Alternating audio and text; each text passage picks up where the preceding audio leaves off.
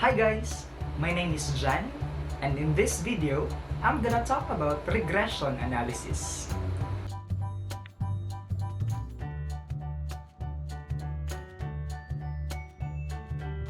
There are two major areas in statistics, namely descriptive and inferential statistics.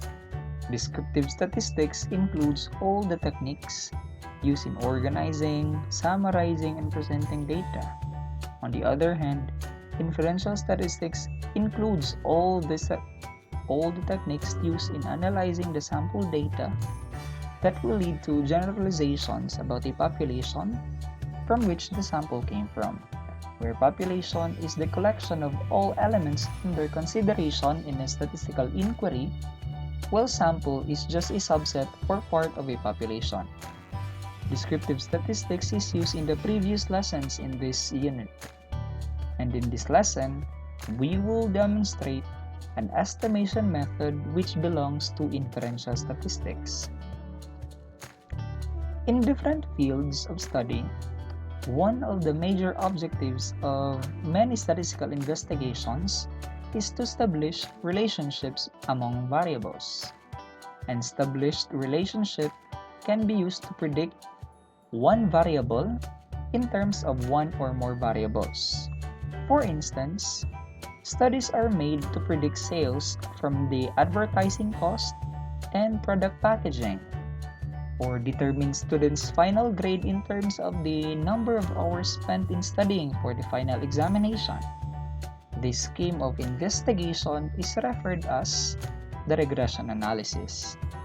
Basically, regression analysis is a statistical method that makes use of the relationship between two or more quantitative variables, so that one variable called the dependent or response variable, which is denoted by y, can be explained with the knowledge of the values of the other variable, called the independent or explanatory variable, which is denoted by x.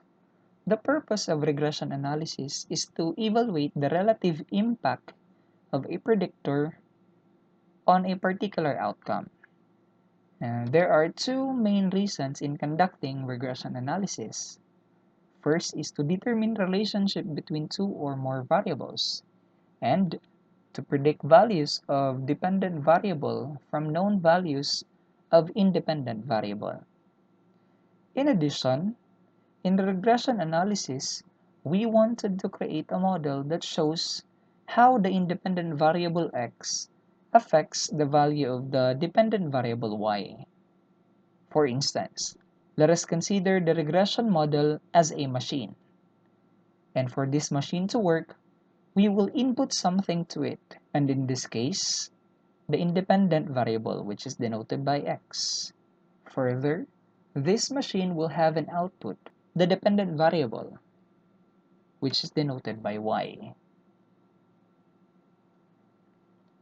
An initial investigation of relationship between x and y can be shown using a scatter plot.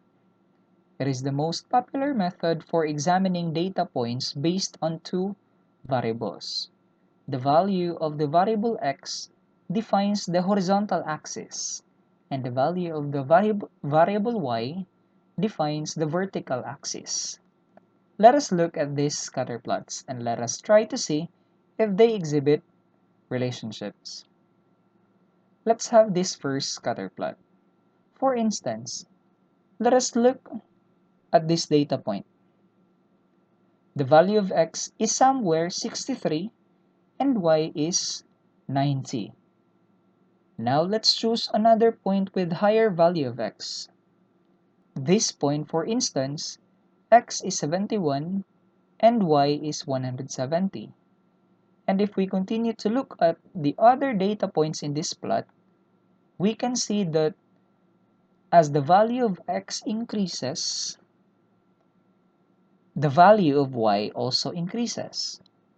Or as x decreases, y also decreases. And we can even draw a positive line. Hence, x and y shows a positive or direct linear relationship. Now let's have another scatter plot. In this plot, we can observe that as the value of x increases, y decreases. Or as the value of x decreases, y increases. And we can even draw a negative line. This kind of relationship is called inverse or negative linear relationship. And for the last scatter plot, we can see that the points somehow move in a horizontal bar. We could not somehow draw either a positive or negative line. In this case, we can say that there is a greater chance that x and y have no linear relationship. As mentioned, in regression analysis, we want to find a model or the best fit line that will be used for prediction, that is in the form of y equals a plus b times x, where y is the dependent or response variable, x is the independent or the explanatory variable, a is any constant. This a is the value of y if x is 0. It is the baseline value of y. And b is the coefficient of x or the slope of x. B shows how much x affects y. There is a unit increase in x, y either increases or decreases at a rate of b. Also, the sign of b determines the direction of the relationship between x and y. That is, if b is positive, then x and y have a positive linear relationship. And if the sign of b is negative, then x and b have a negative linear relationship. So how can we determine this model? Or how can we write the equation of the best fit line? Let us take note of the formulas for A and B. The values of A and B in the best fit line shown in the previous line can be computed using the following formulas. A equals y bar minus b times x bar, where y bar is just the mean of y, or the average of all the y values, and x bar is just the mean of x, or the average of all the x's. And b is equal to n times the summation of x times y minus the summation of x times the summation of y all over n times the summation of x squared minus the square of the summation of x.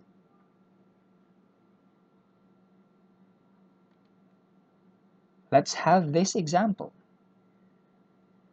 Given the ordered pairs below, 2.5, 3.4, 3, 4.9, 3.3, 5.5, 3.5, 6.6, 3.8, 7.0, 4, 7.7, 4.2, 8.3, and 4.5, 8.7.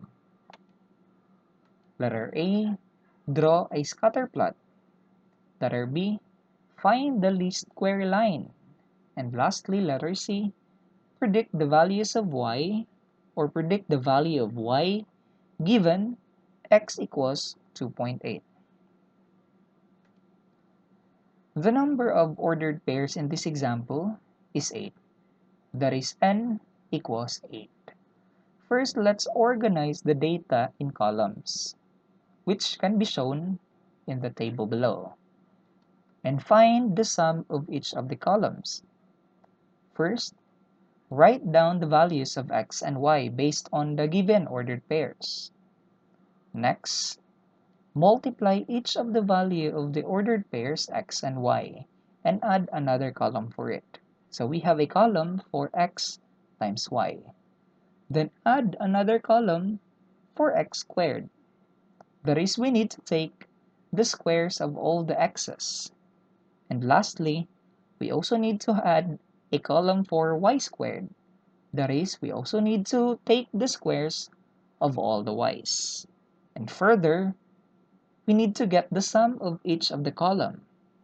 So that is, we have summation of x equals 28.8, summation of y equals 52.1, summation of x times y equals 195.86, summation of x squared equals 106.72, and lastly, summation of y squared equals 362.25. Please verify these values by using your own calculator and kindly take a screenshot, for we will be using these summations later. Now, to answer for A, we need to draw the scatter plot of the given ordered pairs. We only need to plot the ordered pairs in the xy plane, where x is placed in the horizontal axis and y is placed in the vertical axis. The scatter plot of x and y is shown below. So this plot shows the scatter plot of the ordered pairs x and y. And this plot shows that x and y have a positive or direct linear relationship. Now let's solve for b. To find the least square line, first solve for the slope, or b, where b, using the formula that we have, is equal to n times the summation of x times y minus the summation of x times the summation of y, all over n times the summation of x squared minus the square of the summation of x. The terms which are in the summation symbol are already shown in the table that I previously shown to you. So we just need to plug in all those summation in this equation. So b is equal to 8 times 195.86 minus 28.8 times 52.1 all over 8 times 106.72 minus the square of 28.8. And using your calculator, this is equal to 2.73. So b is equal to 2.73. Then we need to find x bar and y bar. That is, x bar is just equal to 1 over n times the summation of xi, where n is equal to 8. So x bar is equal to 1 over 8 times the summation of xi, that is equal to 28.8. So x bar is equal to 3.6. And y bar is equal to 1 over 8 times the summation of y, and that's equal to 1 over 8 times 52.1, and that is equal to 6.51. So since we already have x bar and y bar, we can now get the value of a, or the value of the constant of the regression line. Now a is equal to, using the formula, y bar minus b times x bar. So we just need to plug in the value of y bar, the value of b, and the value of x bar that we have in the previous slide. So a is equal to 6.51 minus 2.73 times 3.6. So using your calculator, a is equal to negative 3.32. So the equation of the best fit line can be written as y equals negative 3.32 plus 2.73 times x. And from this equation, we can say that x has a positive effect on y, since the sign of b, which is equal to 2.73, is positive. And if everything else is constant, a unit increase in x gives 2.73 increase in the value of y. And lastly, let us solve for item C. In B, it was found that the least square line is y equals negative 3.32 plus 2.73 times x. And substituting 2.8 for x, we have y equals negative 3.32 plus 2.73 times 2.8, and that is equal to 4.32.